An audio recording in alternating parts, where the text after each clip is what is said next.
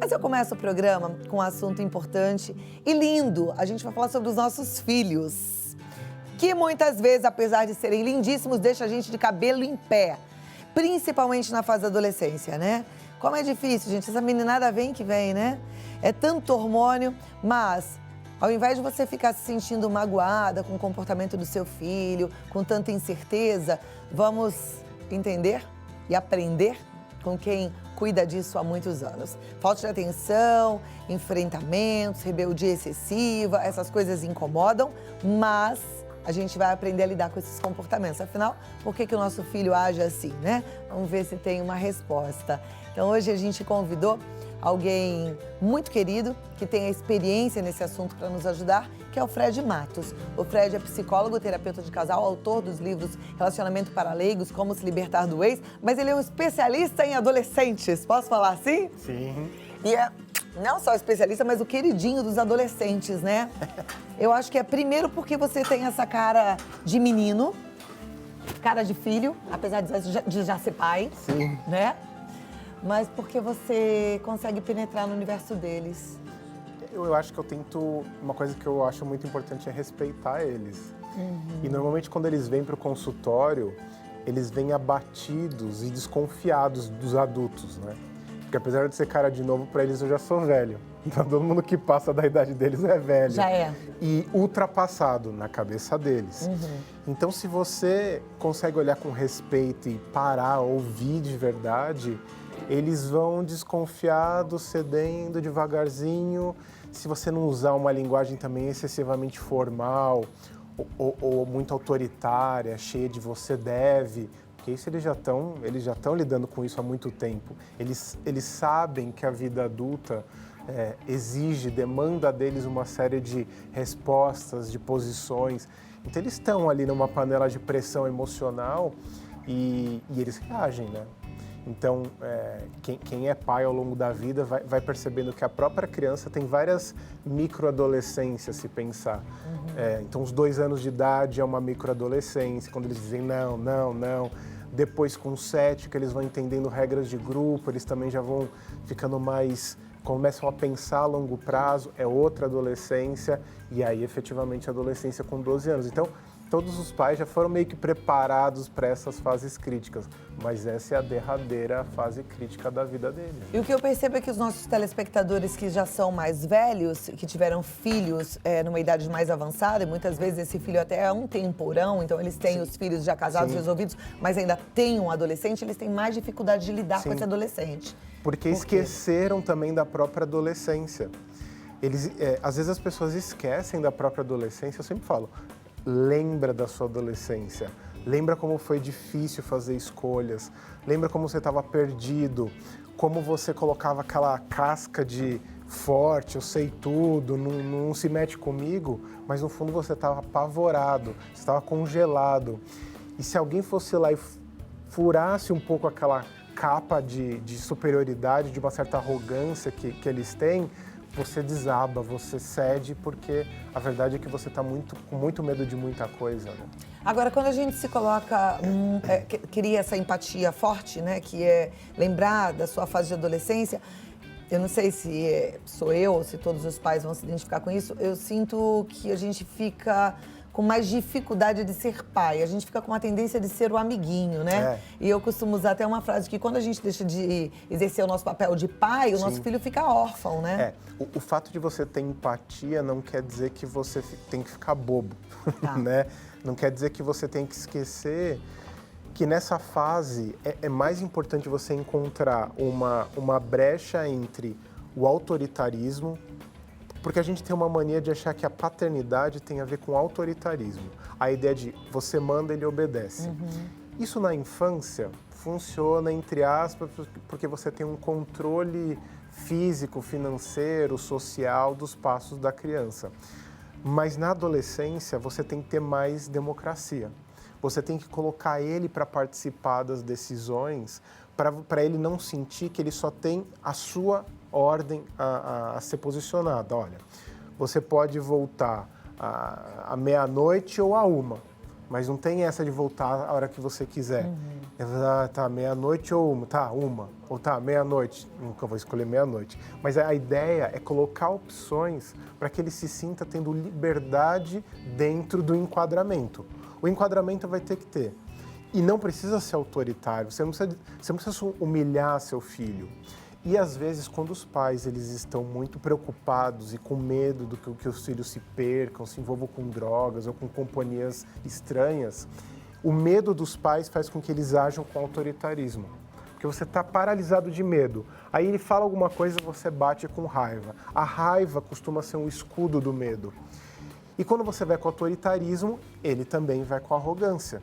Então, o meio termo entre o autoritarismo e a permissividade, que também não adianta, então não adianta você falar, faz o que você quiser, você vai descobrir suas regras sozinho, isso também não funciona. Então, o meio termo é uma abordagem até que existe, que é a disciplina positiva. Você envolve o seu filho na educação dele mesmo. Você ajuda ele a desenvolver a sabedoria que você desenvolveu para tomar certas decisões. Então, para isso, você precisa ter critérios. Então, quando você vai dar uma negativa, você precisa entender por que você está dando uma negativa. E isso precisa ficar claro na sua explicação. E, normalmente, os pais, eles às vezes não se perguntam por que eles estão negando uma determinada coisa. O medo não é o suficiente. Precisa ter uma clareza. É como se você precisasse fazer o adolescente se pôr no seu lugar, entender o que você pensou na hora de dar a negativa, para daí ele volta no lugar dele e falar, não tinha pensado nisso. Porque se você simplesmente nega, imagina um chefe autoritário que fala assim, você vai ter que fazer isso. Poxa, você não gosta de receber um tipo de regra sem entender. Sem ter também um sentido, né? Sem ter um sentido. E normalmente o funcionário pensa, ele não está no meu lugar para dar esse tipo de ordem, porque se ele tivesse, ele saberia que não é possível.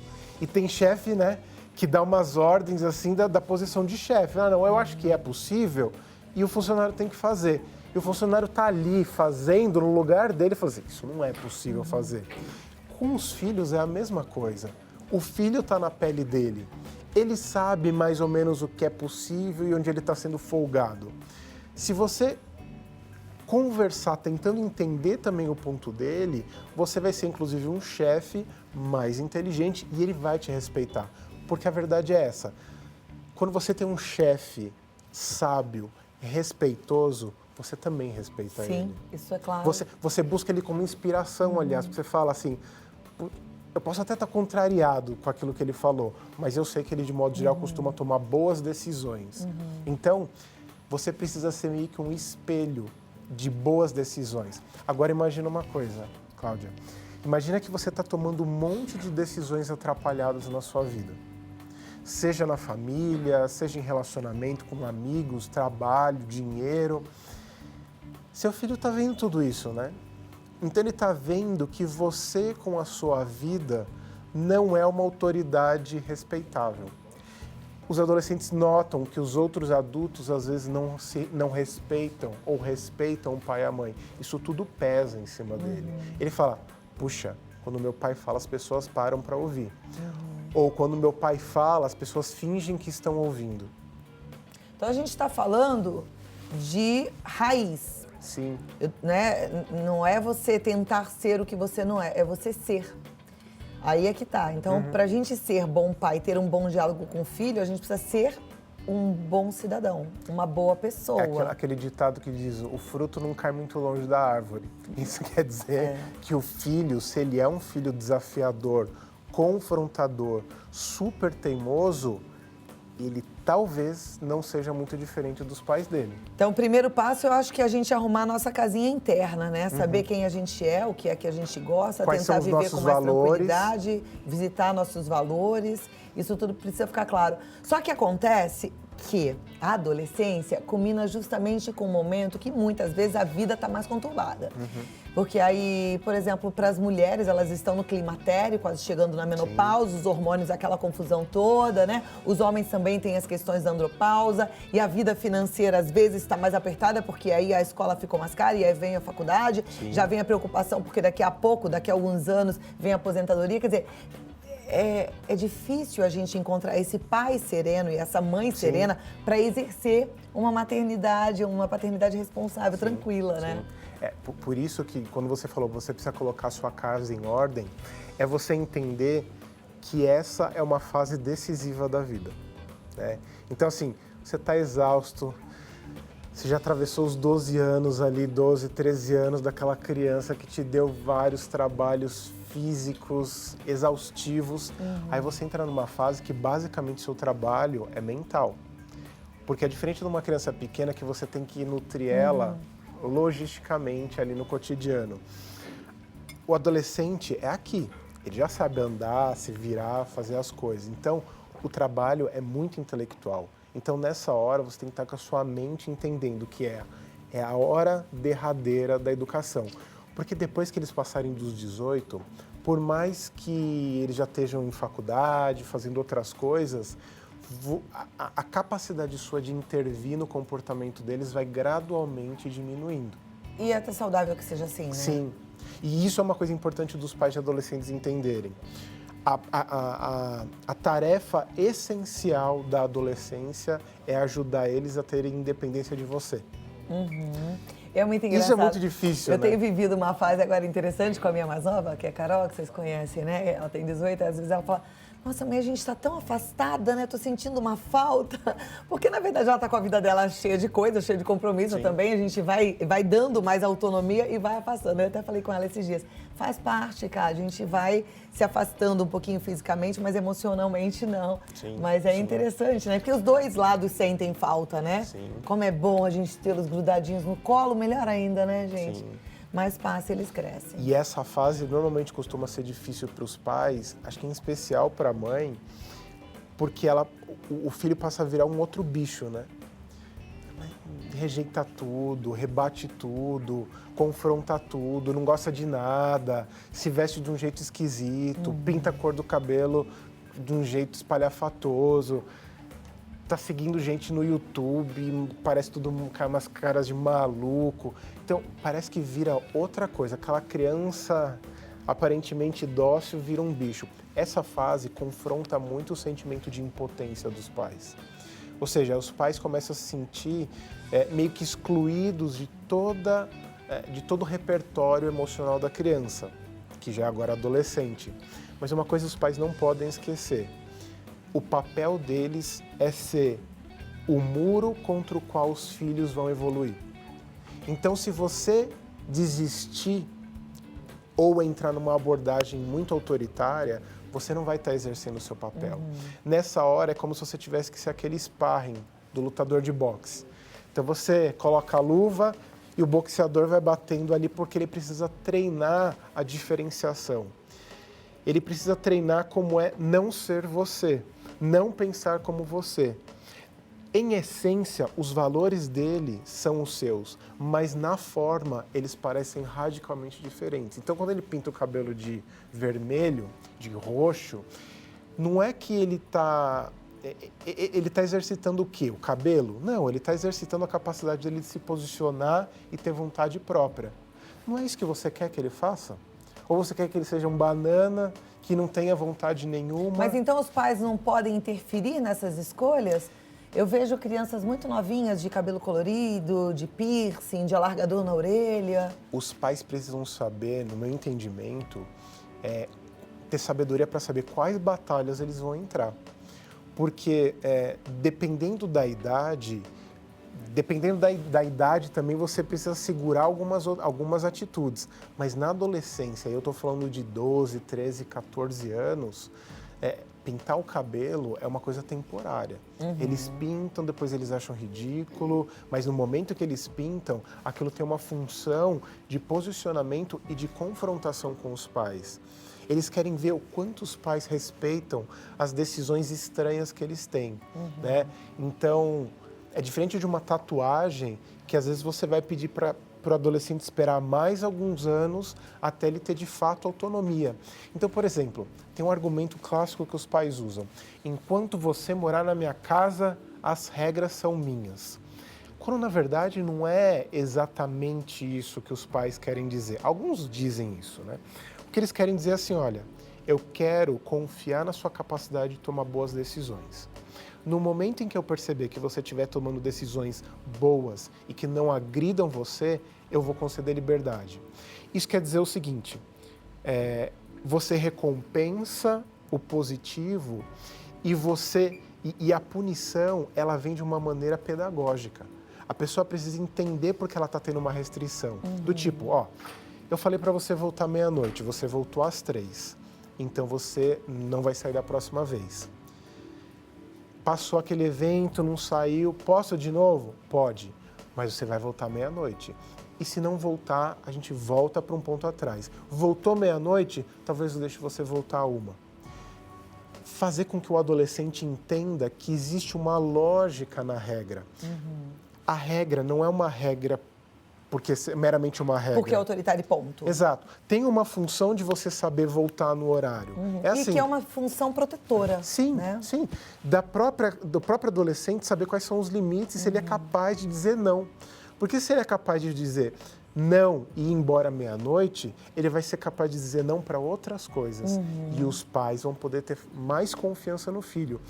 Ou seja, eles têm que negociar com o filho o seguinte: se você me fizer confiar em você, eu libero.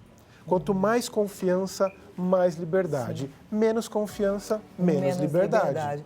Muito legal. Eu gosto sempre só de lembrar, de novo, eu já até falei da importância da gente estar com a casinha arrumada, que diga da gente buscar nossa estabilidade emocional, é que a gente realmente precisa estar bem. Então, assim, o primeiro ponto é você melhorar você mesma, para poder conversar com essa tranquilidade, para poder ter confiança nas regras que você vai colocar. Porque se você estiver insegura e refém da filha, do filho, do amor do filho, da filha, dependente desse amor, né, dessa forma pesada mesmo, aí vai ser difícil colocar qualquer limite. Você vai ficar achando que precisa da aprovação dele, quando não é, não pode ser assim. Né? Eu digo que quando a pessoa está alterada, é melhor ela não falar nada. Você tem tempo para responder algumas coisas. Você olha, estou com a cabeça quente, me dá meia hora, daqui a pouco a gente volta a conversar disso. Meia hora, são 30 minutos para você sair, tomar uma água, fazer um xixi. Aliás, os grandes chefes fazem isso. Eu vou pensar e depois eu vejo, Exato. Deixa eu dar uma organizada. E a gente precisa exercitar isso.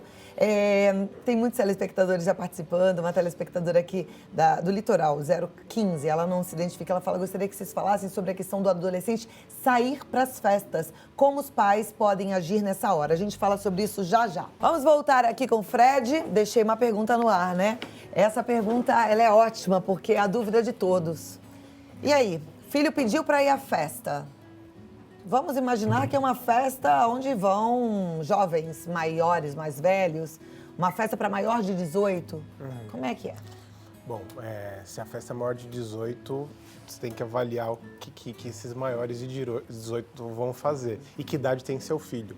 Vamos imaginar que a gente está falando de um adolescente de 16 anos que quer ir para a balada e a balada é para 18. Mas ele descolou uma carteirinha com um amigo e ele tem uma carteirinha mágica. Mágica. Então, já começa que ele não está cumprindo um acordo com seus valores. Você quer um valor que ele siga as regras, no mínimo. E já começa que ele vai estar infringindo uma regra que é de seguir a lei. Né? Então, ele está tendo uma atitude antissocial. Tá, então, já não, porque já aí começou ele errado. Tá errado. Agora, presta atenção. Para você colocar essa regra, você tem que ser uma pessoa que cumpra a regra. É aquilo que eu falo da gente ser exemplo, né? Então, se você, por exemplo, é daqueles que tomam 1, 2 taças de vinho e dirige, você também está quebrando a regra, seu filho está observando. Se você é aquele cara que para na vaga de idosos sem ser idoso, você está quebrando a regra, seu filho está observando. Essas coisinhas todas, elas são levadas em conta. É uma vida inteira de educação, por exemplo. E depois, se você vem com um papo que não cola, fica difícil. E tem que ter clareza, por exemplo, do que são regras negociáveis e inegociáveis. Para você, existem coisas que são completamente não toleradas. E tem coisas que você precisa aprender a negociar com o tempo. Então, festa é um assunto delicado, porque uma coisa que eu já notei, que é muito difícil para os pais admitirem, é, às vezes, um sentimento de inveja em relação aos filhos que estão se divertindo. Numa fase da vida em que eles já estão sentindo a vida, o auge da... Sério que tem isso? Tem. Não é consciente. Não é assim que o pai e a mãe acordam e falam assim, tenho inveja do meu filho. Mas ele vê o filho querendo se alegrar, se divertir ou dormir até tarde, aquilo arrebenta com a pessoa. Tem que acordar cedo, você tem que fazer as coisas porque parece que não consegue ver o filho em paz ou se divertindo ou fazendo coisas que ele já não se sente mais habilitado a fazer. E às vezes ele bloqueia o filho, não porque tem alguma lógica clara ou honesta, mas simplesmente porque ele não quer ver os filhos muito alegrinhos.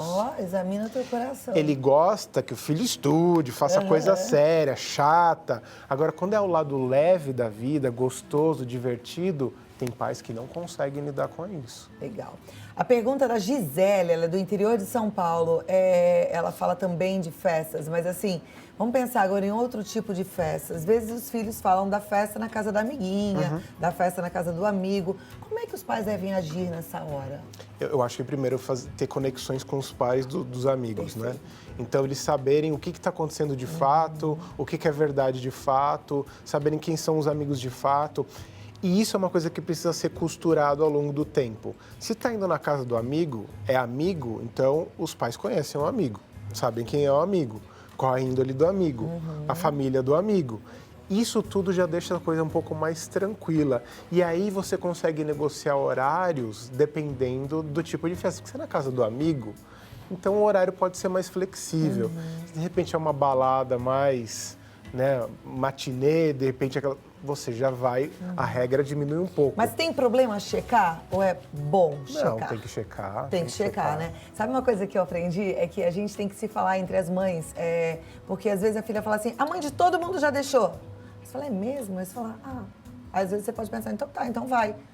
Checa, porque às vezes a outra falou, a mãe de todo mundo já deixou. Quando você vai ligar pra... Nenhuma das mães Ninguém sabe. Deixou, entendeu? Então elas vão fazendo esse jeitinho. É bom checar. Isso tudo não é pra ser chato, mas é pra ser protetor de alguma forma. A gente também pode e deve passar isso pros nossos filhos, né? E checar não precisa ser detetive, né? Sim. Você não precisa, vamos lá, passa o relatório aqui. Vai devagarzinho. A minha filha fala que eu sou a melhor detetive de todas. Ela quer descobrir alguma coisa, dá pra minha mãe. Porque eu vou fuçando mesmo, porque eu tava andando com tal pessoa, deixa eu ver quem é um amigo, né? Deixa eu ver o evento do Facebook. Hoje em dia dá pra gente ver tudo pelo Instagram. A Fátima, ela é do Rio de Janeiro, ela faz uma pergunta bem interessante. Ela diz assim, Cláudia, ótimo bate-papo. Eu gostaria de ouvir sobre como conduzir o adolescente que começa a beber, mesmo os pais não bebendo. Sim. Bom, a gente está falando aí agora de substâncias lícitas, tecnicamente lícitas. Mas a gente poderia falar sobre qualquer substância. Eu entendo que um dos maiores problemas de qualquer tipo de educação, seja em relação a bebida, cigarro, que é uma das drogas mais viciantes, cigarro, e outras drogas, daí as legais, os pais desconhecerem o repertório, né? Então, falou drogas, falou bebida, os pais já começam a pensar em beco escuro, as pessoas já começam a pensar em cracolândia, vamos colocar assim. Então, você precisa conhecer um pouco as coisas para você abordar de uma maneira realista. Em que sentido? Os pais precisam saber quais são os efeitos das substâncias. Do álcool, por exemplo. Os pais têm que saber que o álcool ele tem um efeito relaxante e que tem um efeito de atordoar a capacidade crítica da pessoa. Então, quando a pessoa começa, ela está levinha, está mais contraída, menos tímida. Quando ela vai avançando com a bebida, você vai ficando mais solto e daqui a pouco você perde a noção do limite. Isso precisa ser dito. E os pais, normalmente, a primeira coisa que eles falam é ruim. Daí vão ver a realidade, né? É ruim. Aí o adolescente experimenta, a sensação é boa. Pera, é ruim ou é bom?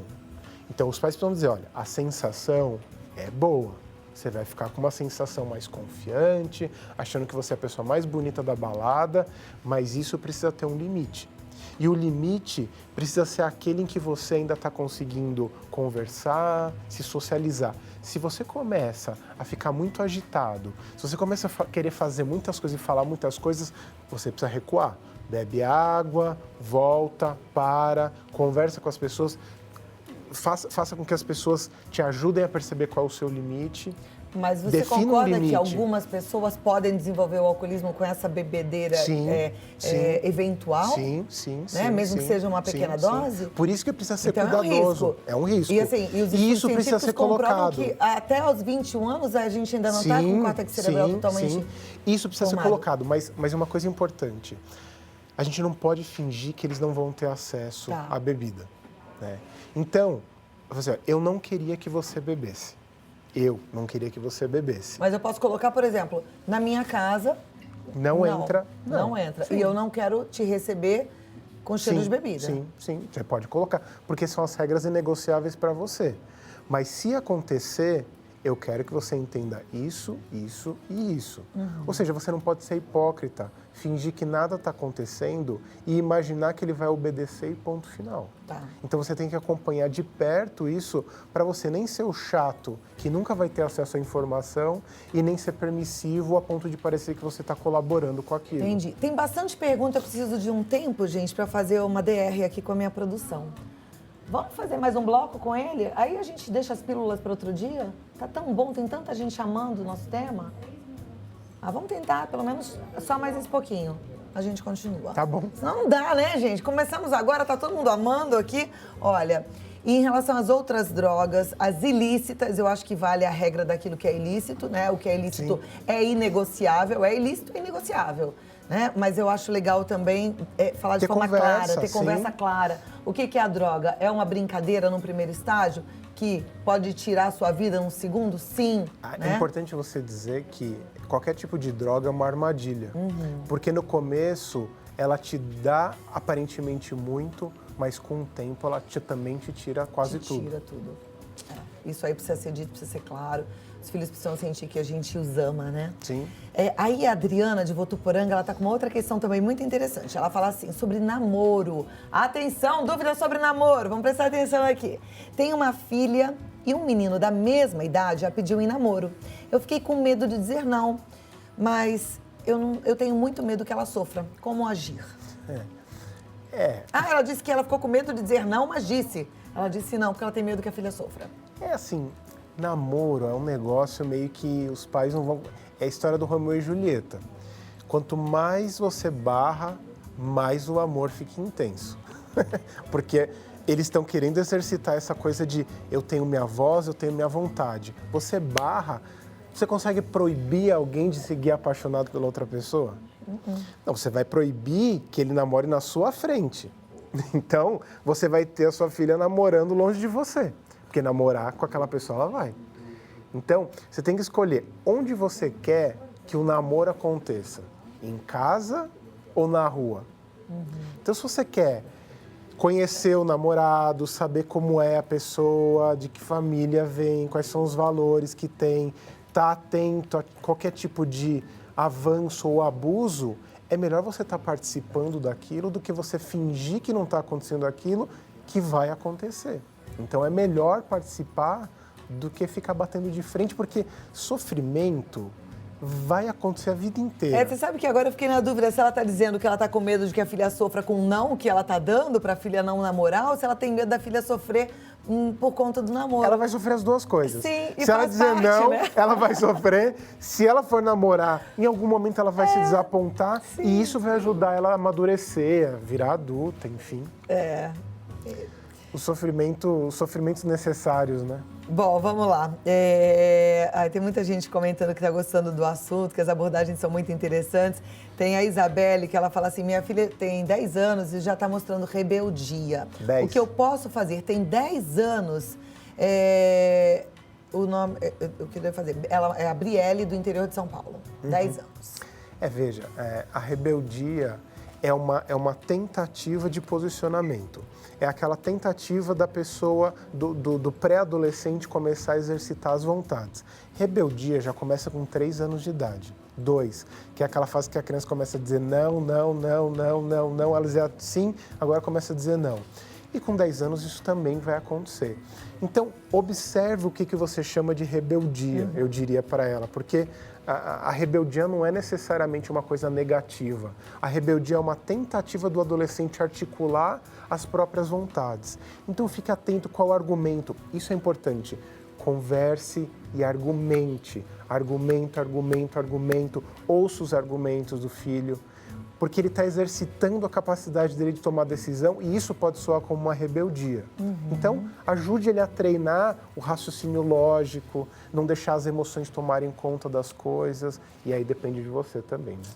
Legal. Aqui, olha, uma avó querendo ajuda, as vovós que cuidam dos netos. Ela diz, meu neto veio morar comigo. Ele morava com os pais, eu moro numa fazenda. E eu gostaria de saber como lidar com ele, porque ele é muito persistente. Ele deve ter um temperamento firme, né, e forte.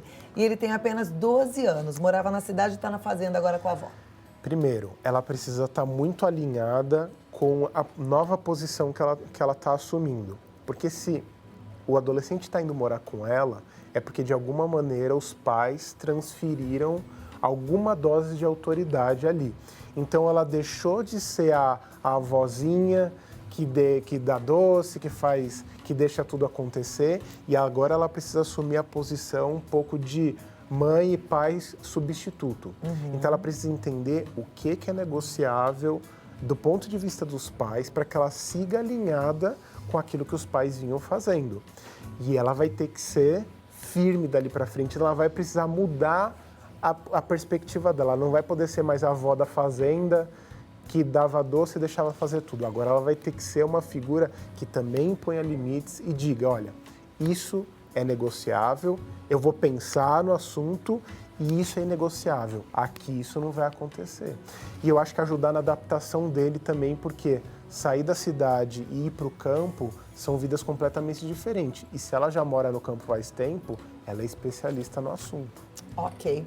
Olha, mais uma pergunta aqui. A nossa telespectadora diz, olá, boa tarde, Cláudia, boa tarde, Fred, sou fã do Fred. Uma dúvida, eu gostaria de esclarecer. Eu tenho uma filha linda de 19 anos, prestes a completar 20.